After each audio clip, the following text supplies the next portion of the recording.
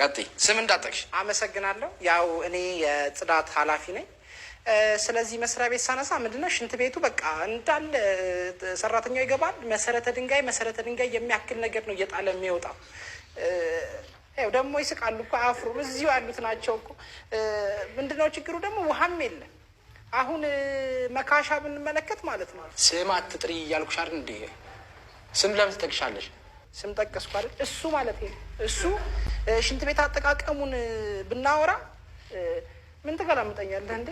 እንደ ባህሪው ነው። አሁን ሲያወራ እንደምታዩት ነው። እዛም ሲገባ እዚህም ሲያወራ ዳርዳሩን ይላል አይደል? እዛም ደግሞ ሽንት ቤት ሲገባ ዳርዳሩን ነው የሚለው። ለምን መሀሉን እንደማይጠቀመው አይገባኝም። ግን ተምሯል፣ ማስተርስ አለዋል።